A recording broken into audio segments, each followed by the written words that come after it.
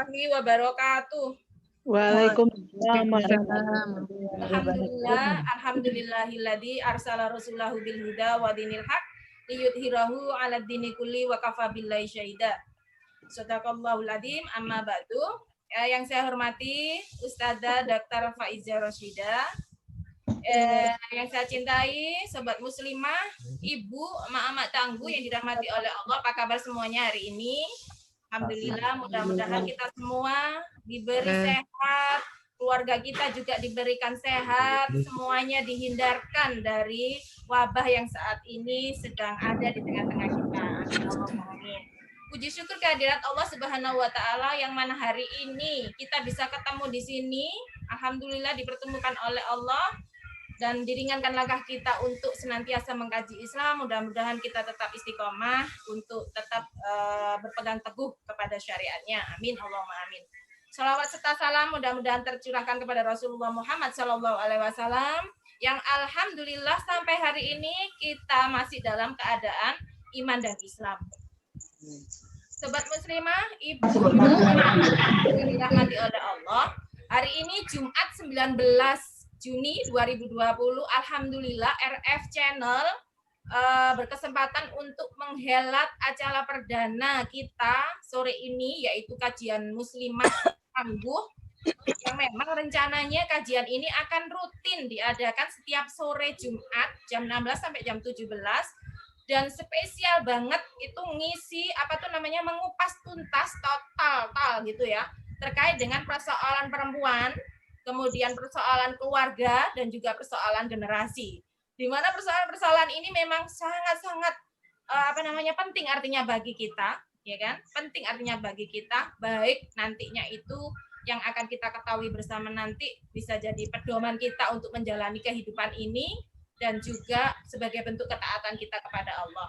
Untuk itu, mari bersama-sama agar menambah keberkahan dari forum ini, kita awali pertemuan kita sore ini dengan bacaan Ummul Quran Suratul Fatihah. Syai'ulillahi lahumul Fatihah.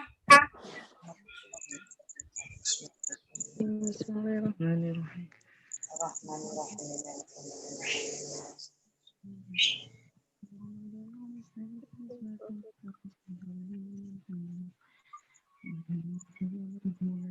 Alhamdulillah. Nah, sobat muslimah, ibu, emak-emak tangguh yang dirahmati oleh Allah, spesial hari ini tema yang akan kita bahas adalah memahami jati diri muslimah. Alhamdulillah di tengah-tengah kita sudah hadir pembicara kita pada sore hari ini, yaitu yang terhormat Ustazah Dr. Faizah Rosyidah M.Ketrop. Ya, beliau itu adalah seorang dokter yang pasti sekaligus juga dai ya, dan adalah public speaker yang konsen untuk menyampaikan seputar persoalan perempuan, keluarga, dan generasi. Ya, untuk itu untuk meningkat waktu karena waktunya pendek, saya persilakan kepada Ustazah Dr. Faizah untuk menyampaikan materinya, insya Allah selama 30 menit. Saya persilakan, dokter. Bismillahirrahmanirrahim. Assalamualaikum warahmatullahi wabarakatuh. Waalaikumsalam.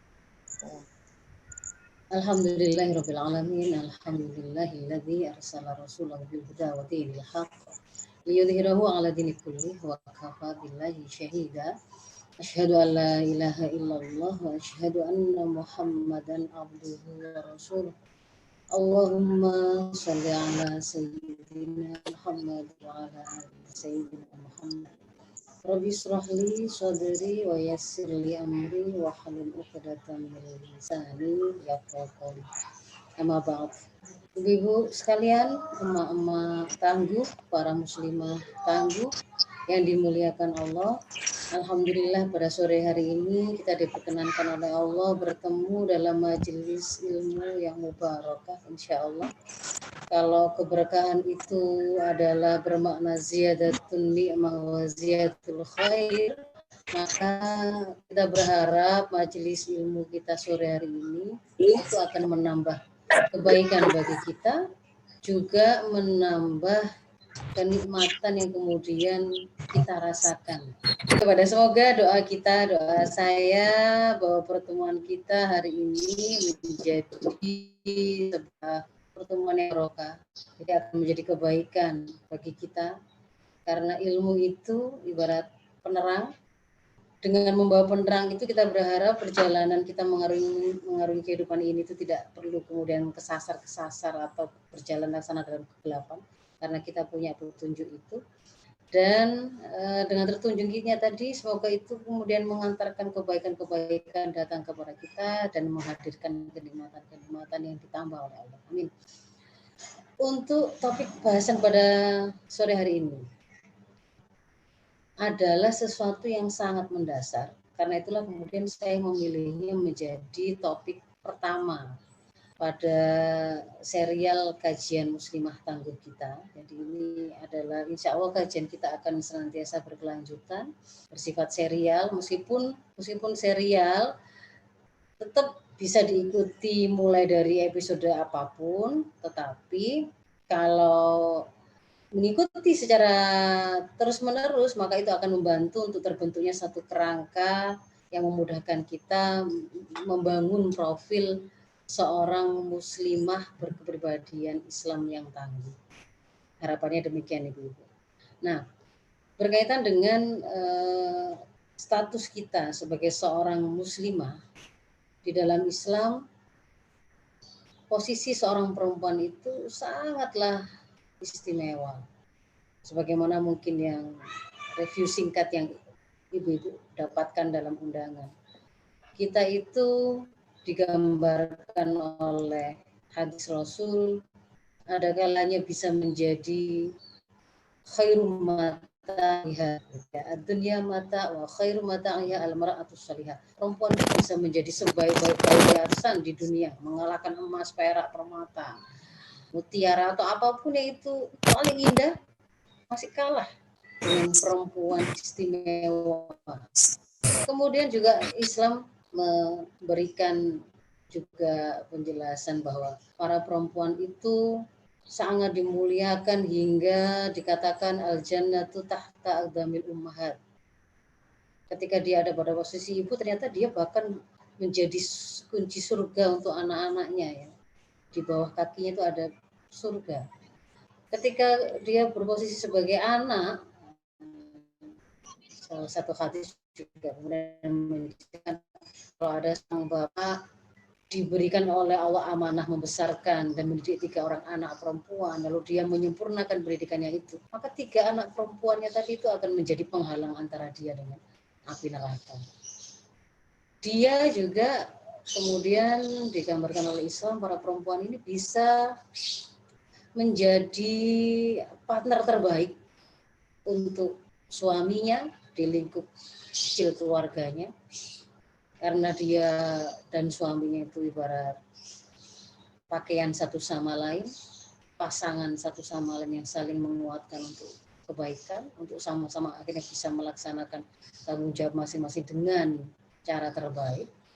Tapi dia juga dalam konteks masyarakat secara umum, para kaum perempuan itu juga adalah partner terbaik dari para laki-laki untuk menciptakan kondisi masyarakat yang kondusif, yang penuh dengan suasana keimanan dan kemuliaan untuk mereka tinggal bersama di dalamnya, melaksanakan kemaslahatan yang harus mereka sempurnakan. Jadi kalau kemudian secara singkat reviewnya, ini nanti gambarannya ngaji kita ke depan adalah kita akan mempelajari semua peran-peran yang disampaikan oleh Islam. Tapi sebelum kita mendetilinya, kita harus tahu sebenarnya tugas kita, identitas kita, posisi kita, tanggung jawab kita, kalau dalam pandangan Islam itu seperti apa. Nah, kunci yang harus kemudian menjadi pegangan kita semua adalah ketika kita mengaku bahwa saya seorang muslimah, saya seorang muslim, saya meyakini bahwa Allah adalah zat yang menciptakan diri saya, kehidupan ini, alam semesta ini, dunia ini adalah Allah. Maka pengakuan yang kita sampaikan tersebut, yang kita miliki tersebut, ikrar yang kita lakukan tersebut, itu adalah sebuah pengakuan yang memiliki konsekuensi.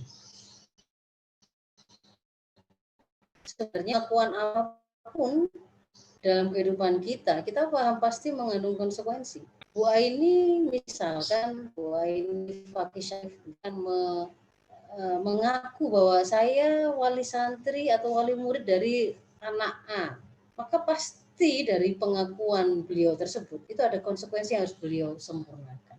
Panjenengan mengaku saya adalah istri dari Pak ini. Di situ pasti ada konsekuensi yang kemudian mengikuti dari pengakuan tersebut. Saya mengaku saya mahasiswa dari kampus UNER, maka ada konsekuensi yang mengikuti dari pengakuan yang saya lakukan tersebut. Nah, apalagi ini kemudian sebuah pengakuan, saya mengakui kalau saya ini ada dari tiadanya, itu diadakan oleh Al-Khaliq Al-Mudabbir Allah Subhanahu wa taala.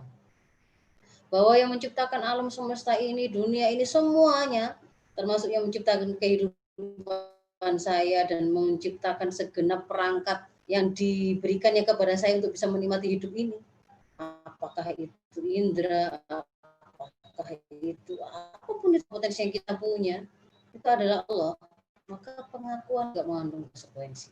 Apa konsekuensi pengakuan kita bahwa kita itu adalah seorang muslim? Nah, Ibu nanti bisa melihat, silakan dibuka di dalam Al-Quran surat An-Nisa 65. Ini adalah pijakannya. Bahwa di dalam ayat tersebut, A'udzubillahi minasyaitonirrajim.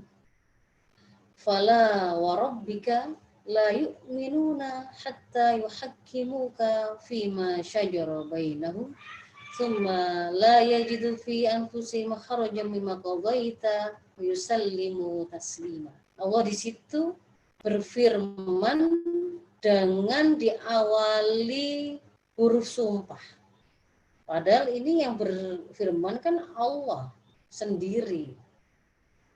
Dia kemudian bersumpah dengan nama Tuhanmu, maka sungguh demi Tuhanmu. Itu menggunakan namanya sendiri. Padahal yang bicara ini ya Allah. Untuk menunjukkan bahwa apa? Apalagi ditambah di situ dengan sungguh ya. Nanti kalimat-kalimat di belakangnya juga pakai ada nun taukid ya, yang menunjukkan sungguh benar-benar ditekankan. Jadi berarti kalimat setelahnya ini adalah sesuatu kalimat yang sangat besar, sangat penting agar kemudian kita memberikan perhatian di situ. Bahwa Allah mengatakan sesungguhnya pada hakikatnya mereka semua, dan maksudnya kita semua tidak dikatakan beriman. Kita semua dikatakan tidak beriman. Hatta yuhakkimuka fima syajara bainahum. Sampai mereka itu yang pertama menjadikan engkau Muhammad sebagai hakim atas segala persoalan yang mereka perselisihkan. Kita berselisih tentang gimana sih sebenarnya status saya ini, tugas saya ini, posisi saya ini itu apa? Apakah betul saya itu harus satu-satunya mendidik anak sementara suami enggak? Apakah kalau kami itu hanya tugasnya di luar saja, mencari nafkah saja, sementara urusan rumah benar-benar hanya istri? Ini persoalan. Bagaimana saya mau mengajari anak saya ketika kemudian sekolah harus di rumah begini nih? Sebenarnya saya harus mendesain anak saya menjadi orang yang seperti apa?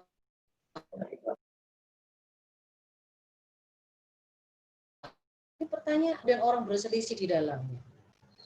Bagaimana sebenarnya hak dan kewajiban kita dalam kehidupan bertetangga? Itu juga permasalahan. Sampai pada tataran mengatur negara, sebenarnya seharusnya pengelolaan hutan itu seperti apakah bukan pada swasta, bolehkah hutan itu diberikan kepada perorangan? Itu pun juga permasalahan. Maka dikatakan ayat tersebut kita tidak dikatakan beriman kecuali yang pertama kita menjadikan Muhammad, yaitu risalah yang dibawa oleh Muhammad sebagai hakim atas segala persoalan yang kita perselisihkan. Konsekuensi pertama, ketemu masalah apa saja, nanya jawabannya dalam Islam. Yang kedua, tsumma la yajidu fi anfusihim kharajan mimma qadaita wa yusallimu taslima. Ketika kemudian sudah kamu putuskan Muhammad, artinya sudah diputuskan, ketetapannya sudah diketahui dalam syariah itu ternyata, oh begini jawabannya. Maka tidak akan engkau dapati dalam diri mereka itu rasa keberatan sedikit pun, dan mereka menerimanya dengan penerimaan sepenuh hati.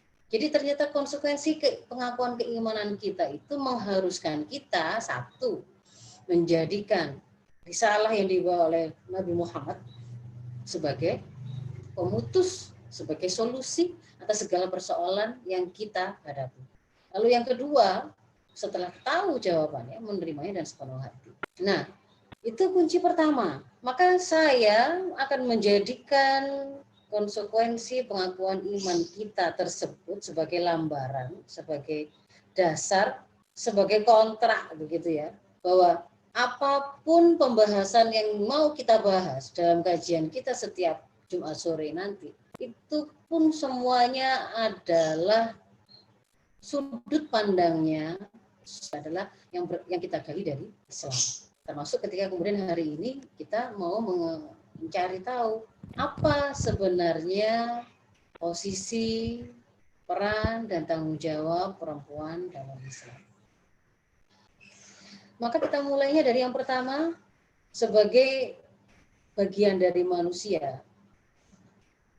Maka di dalam surat Ad-Dzariyat 56 kita mendapatkan sebuah penjelasan tentang visi penciptaan manusia.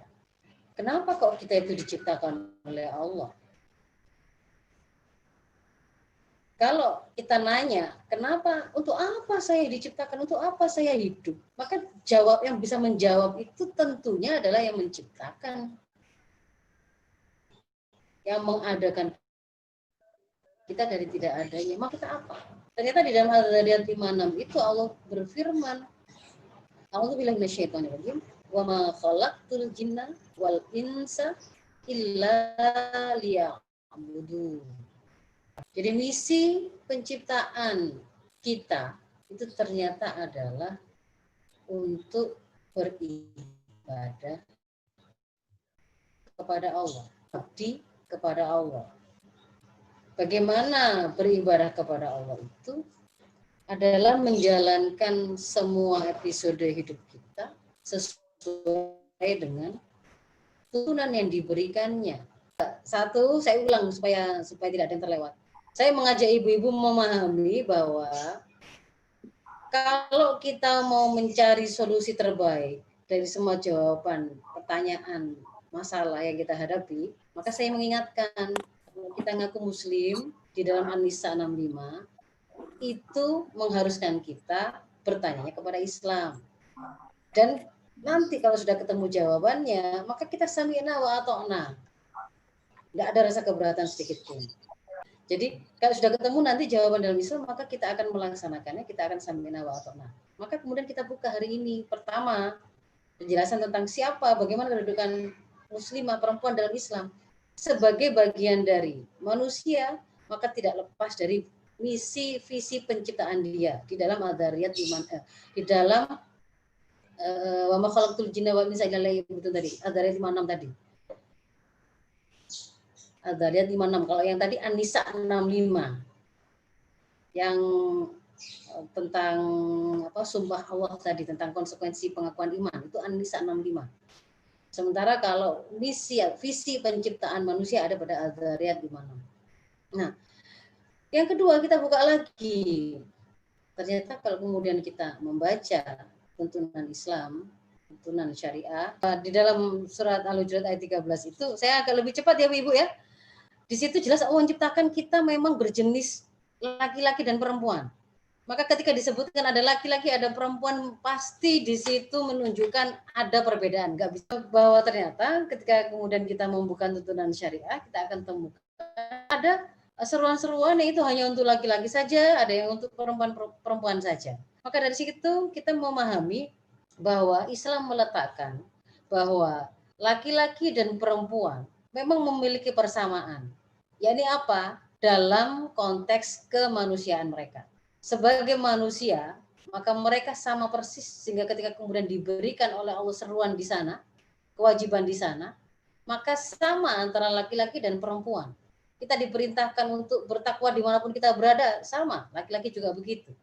Kalau kemudian kita mendapatkan imbalan, pahala, dijanjikan surga sebagai balasan keimanan dan ketakwaan kita, maka laki-laki juga sama, persis.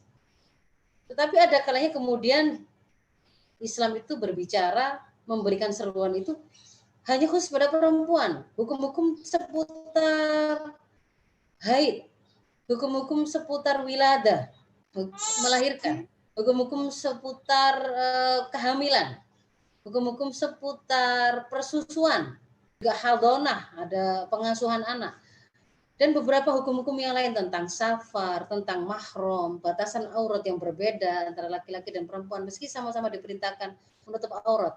Maka itu menunjukkan ada hukum yang berbeda ketika objek yang diseru untuk diberikan taklif hukum itu adalah dari sisi keperempuanan seorang manusia yang berjenis kelamin perempuan. Maka kita menemukan ada perbedaan taklif, ada kewajiban mencari nafkah untuk para bapak, tapi dimubahkan kita bekerja untuk para perempuan. Ada kewajiban untuk para bapak menjaga kehormatan, kemuliaan anak dan istrinya, sehingga kemudian menjadi hak bagi dia untuk dimintai izin setiap kali anak dan istrinya keluar dari rumah. Memahami ada kesamaan, ada perbedaan, maka kita akan temukan para perempuan itu dalam Islam, para muslimah itu akan menempati posisi yang pertama adalah sebagai hamba Allah. Yang kedua, dia akan menduduki peran sebagai anggota keluarga. Sebagai anggota keluarga nanti itu pada mulanya dia akan menjadi anak, maka di sana ada hak dan kewajiban dia sebagai anak. Ketika kemudian dia semakin besar, kemudian dia menikah, maka dia mengambil kewajiban baru, peran baru, posisi baru, menambah posisi yang sudah dia miliki sebelumnya sebagai hamba Allah, sebagai anak dalam keluarga, yaitu dia menjadi seorang istri. Maka di situ nanti akan ada penjelasan detail tentang apa saja kewajiban seorang istri, dan kewajibannya, apapun itu, penjelasan detailnya ada. Ketika kemudian dia melahirkan generasi-generasi baru, anak-anak, maka posisi baru, peran baru, tanggung jawab baru, dia ambil menambah porsi peran tanggung jawab sebelumnya, yaitu sebagai ibu. Dan dia, manusia perempuan ini tadi, muslimah ini tadi, tidak akan mungkin bisa hidup terpisah dari masyarakatnya. Maka dia senantiasa akan hidup bersama dengan para kaum laki-laki di tengah-tengah masyarakat sebagai anggota masyarakat. Maka di situ pun ada tanggung jawab perempuan. Bagi seorang muslimah, dia bukan hanya menjadi ibu bagi anak-anaknya di rumah. Karena dia tidak hanya akan merasa sayang, merasa sedih kalau melihat anaknya kecemplung sungai karena harus melewati jembatan yang rusak ketika sekolah. Mau anak siapapun lewat situ, maka pasti dia juga akan merasa sayang, merasa tidak layak anakku dibegitukan. Artinya semua anak-anak itu adalah anak-anak kita juga. Maka kita adalah ibu generasi. Kita tidak rela ada anak-anak, meskipun bukan anak kita, rusak karena narkoba. Mereka tidak terdidik dengan bagus. Tidak rela kita. Maka kemudian kita akan ada peran di situ, di tengah masyarakat itu yang kemudian kita mainkan untuk menjadi upaya kita menyempurnakan posisi kita sebagai ibu generasi. Bersama-sama dengan kaum pria, membangun masyarakat yang lebih kondusif. Nanti akan kita elaborasi lebih lanjut di dalam sesi tanya jawab ya Bu Aini. Saya kira itu sebagai pengantar dari saya. Kami kembalikan kepada Bu Aini.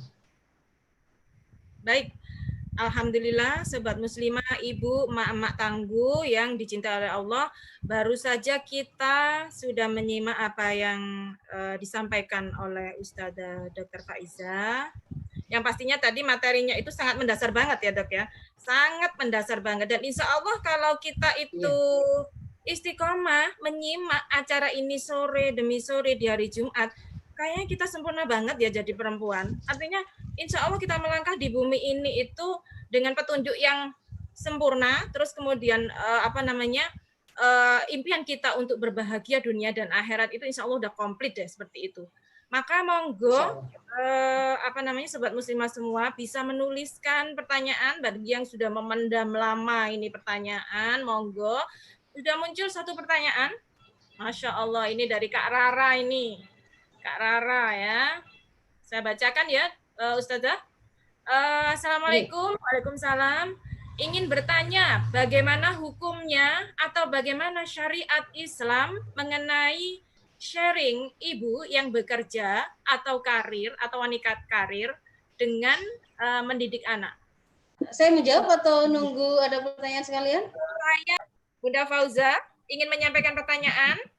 Di-mute dulu Bunda Fauza, ditahan dulu. Nanti setelah Ustazah menjawab pertanyaan dari Kak Rara, bisa dilanjut. Silakan Ustazah. Memang perempuan ada dimensi kemanusiaannya yang sama dengan laki-laki dan ada dimensi keperempuanannya yang itu berbeda dengan laki-laki sehingga memberikan taklif hukum yang juga berbeda terkait dengan kekhasan laki-lakian dan keperempuanannya.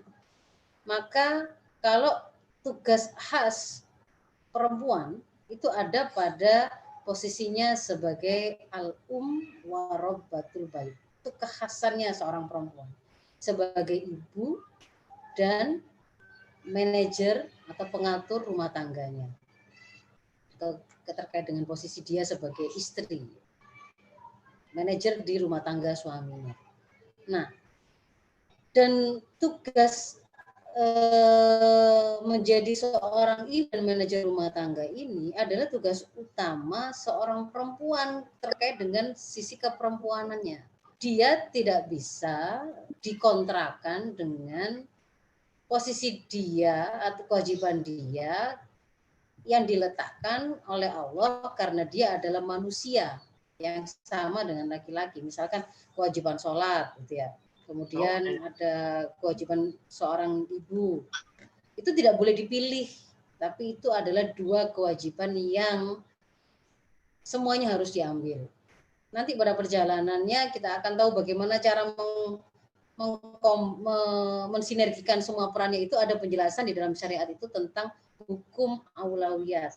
Tetapi bahwa prinsip pertama, semua amanah yang diberikan, semua porsi-porsi yang kewajiban yang diberikan, apakah itu berkaitan dengan posisi kita sebagai hamba Allah yang sama dengan laki-laki, kewajiban beriman, kewajiban beribadah, kewajiban untuk sholat, kewajiban untuk berdakwah, menyampaikan kebenaran, itu tidak bisa dikontrakan dengan kewajiban untuk menyusui, mendidik anak, kewajiban untuk berbakti pada suami, itu juga harus diambil.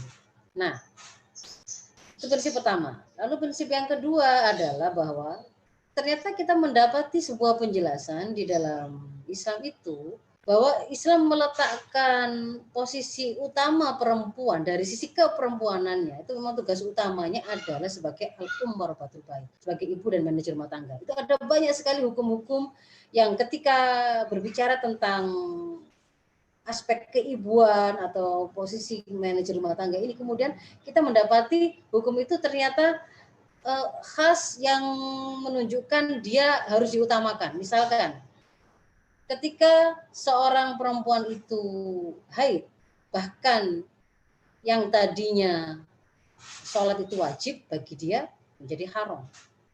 Ada sebuah ketentuan khusus. Ketika kemudian dia itu melahirkan, ketika dia itu hamil, lalu misalkan tidak mampu untuk berpuasa, dia diberikan rukhsah untuk menggantinya puasa itu di hari yang lain. Karena ada penting sekali berarti penjagaan kehamilan itu tadi. Ketika misalkan anak-anak itu masih dalam persusuannya, bahkan kalau bapaknya mau ngajak pergi jalan-jalan anaknya, maka dia harus juga seizin dan membawa ibunya. Jadi ini menunjukkan bahwa porsi peran itu adalah sesuatu yang sangat penting. Ya, maka kemudian kalau kita mendapatkan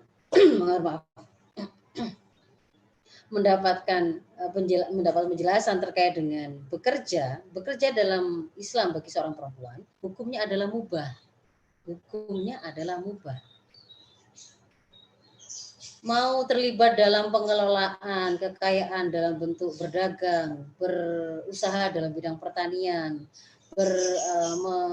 melakukan mengamalkan ilmu yang dia peroleh ketika kuliah di dalam bidang kedokteran ataukah pendidikan, apapun itu, peran di sektor publik yang sifatnya adalah untuk misalkan mengembangkan diri atau mencari nafkah atau mencari uang, maka itu hukumnya adalah mubah, bukan menjadi kewajiban.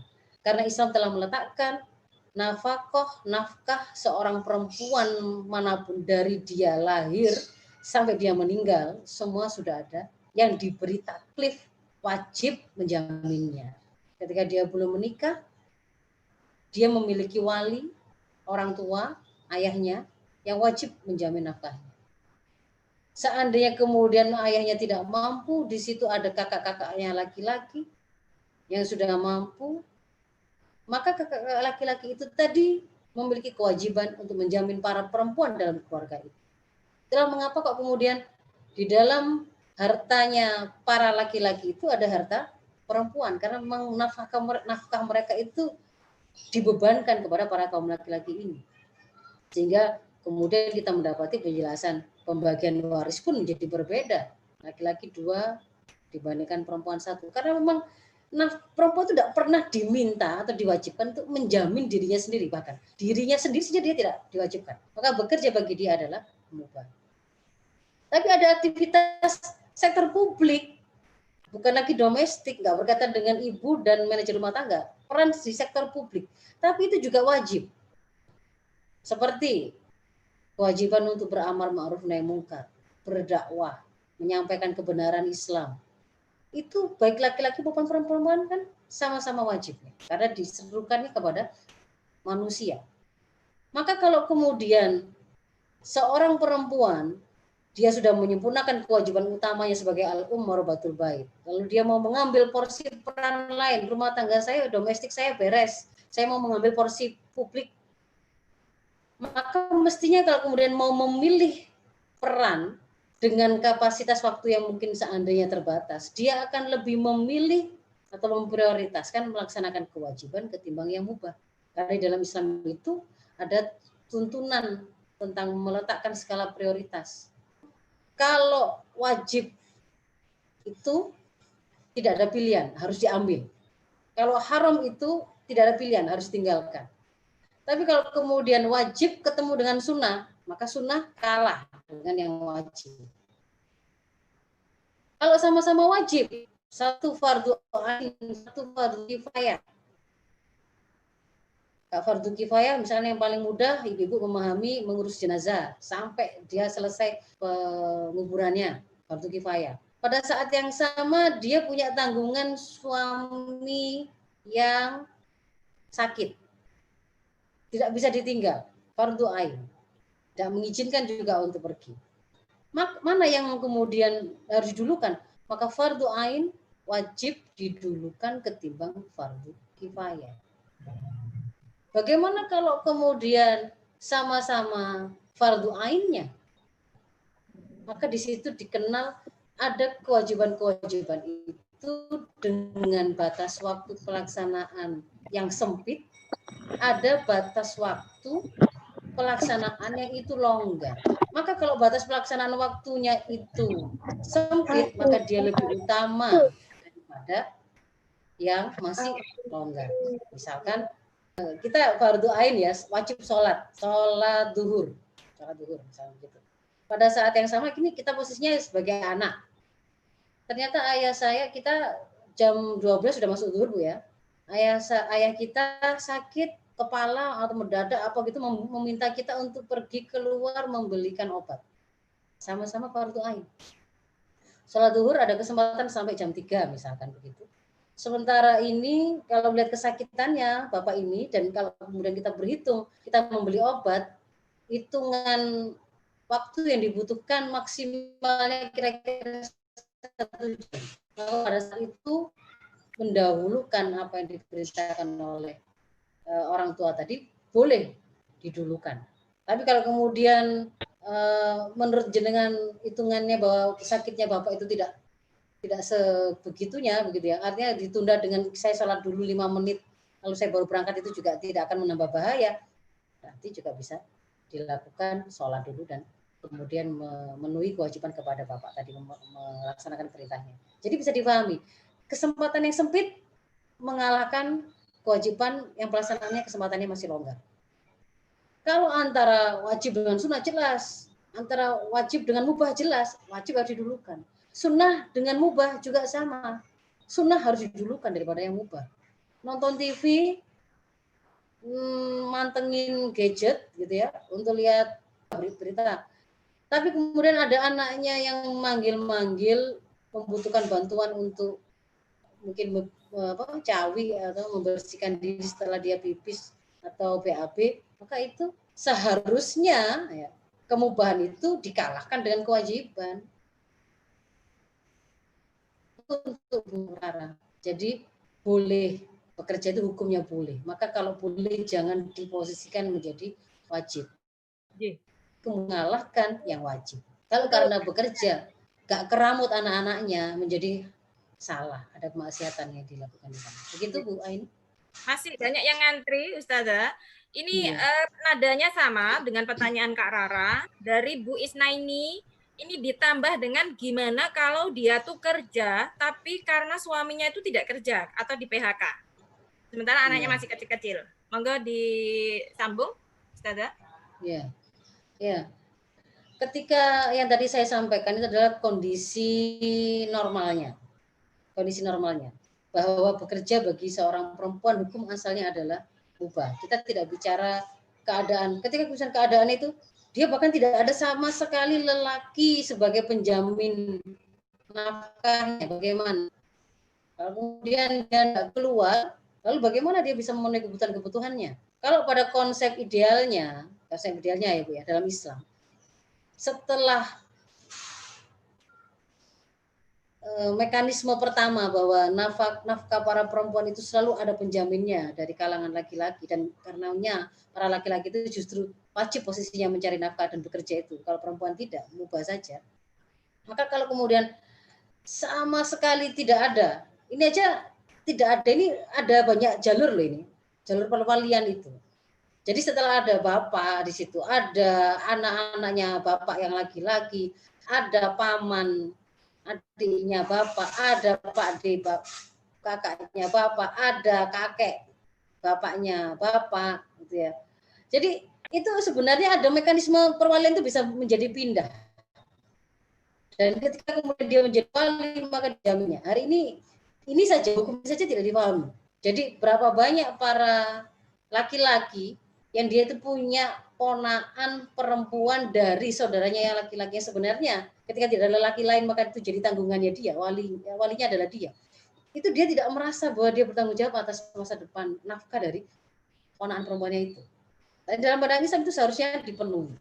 Kalau misalkan kasusnya benar-benar tidak ada laki-laki yang memang kemudian diwajibkan oleh Islam untuk menjamin nafkahnya, maka pada saat itu kemudian ada mekanisme penjaminan oleh negara.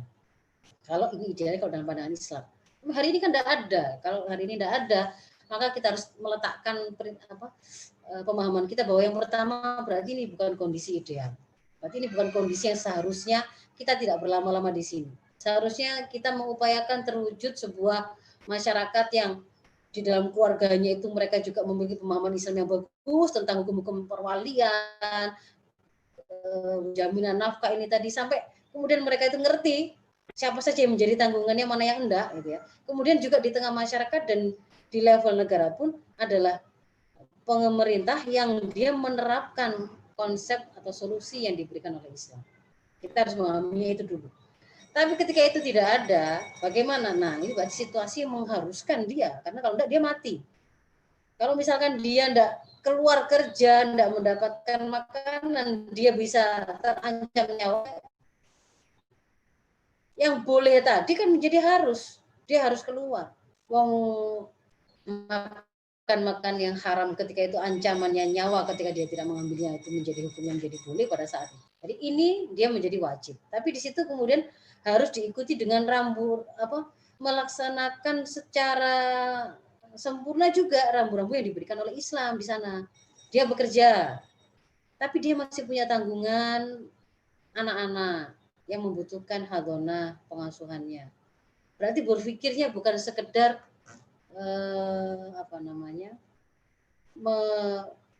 mengatur dari sisi prioritas. Situasi itu Allah ya tahu. Kalau memang itu kondisi yang berbeda, tidak bisa kita ceritakan situasi yang normal tadi. Itu Bu Aini. Tapi yang jelas kita bisa tahu di situ. Berarti kan sebenarnya di dalam porsi masalah yang dihadapi oleh perempuan itu ada porsi masyarakat, ada porsi keluarga besar, ada porsi negara untuk membantu menyelesaikan. Yang bisa jadi dari timpang ini karena kita semua masing-masing tidak melaksanakan tanggung jawabnya. Akhirnya terasa berat beban itu hanya pada perorangan sang perempuan itu. Gitu, Mbak ini? Ya, Ustazah.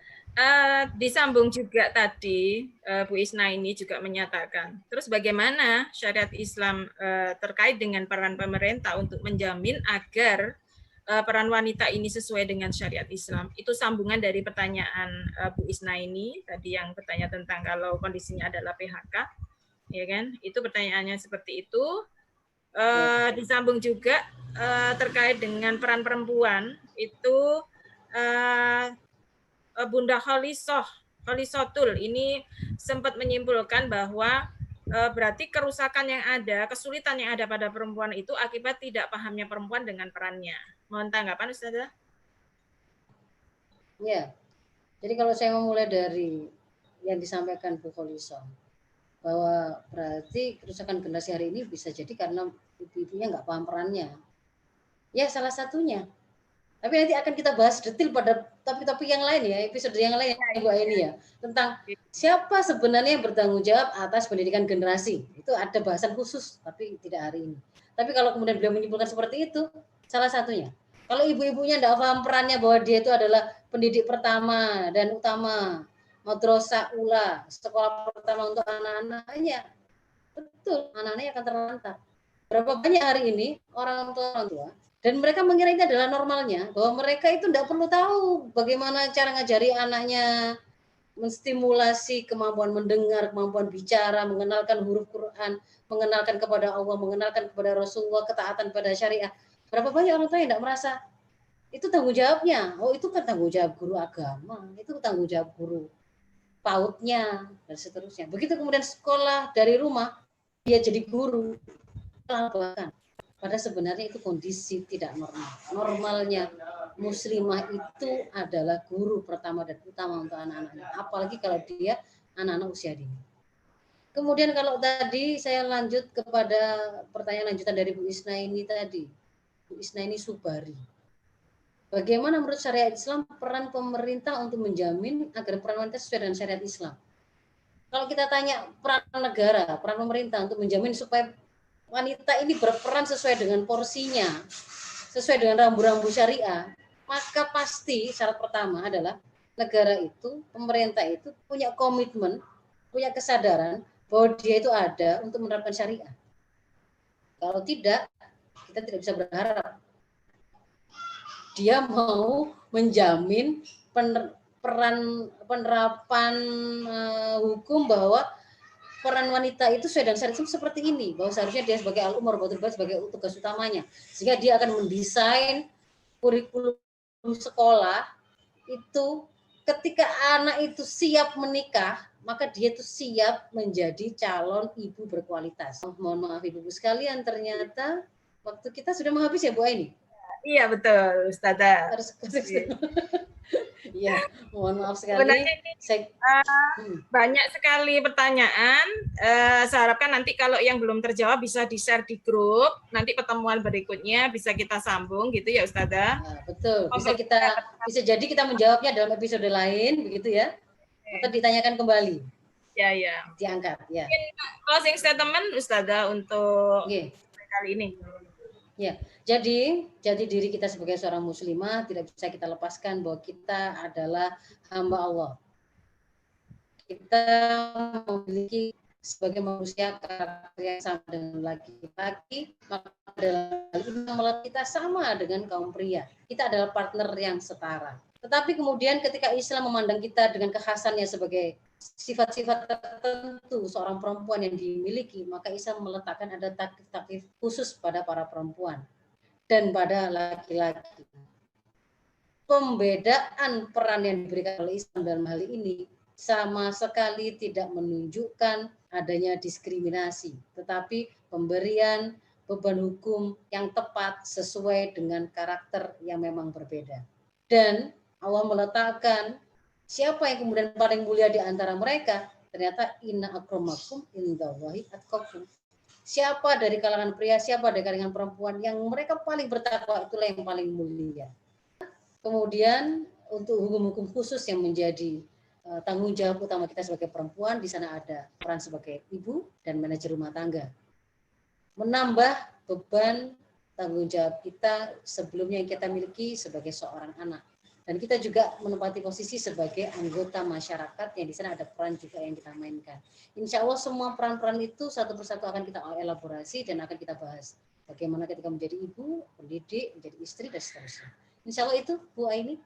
Semoga yang singkat ini bisa bermakna, bisa menjadi pertemuan yang barokah untuk kita semua. Insya Allah ketemu lagi Jumat depan. Assalamualaikum warahmatullahi wabarakatuh. Baik, sobat muslimah, ibu dan mak-mak tangguh yang luar biasa, alhamdulillah sudah kita lewati kajian kita sore ini. Kita bertemu insya Allah di Jumat depan. Jangan lupa jamnya jam 16 sampai jam 17. Kami undur diri. Billahi taufiq wal hidayah. Wassalamualaikum warahmatullahi wabarakatuh.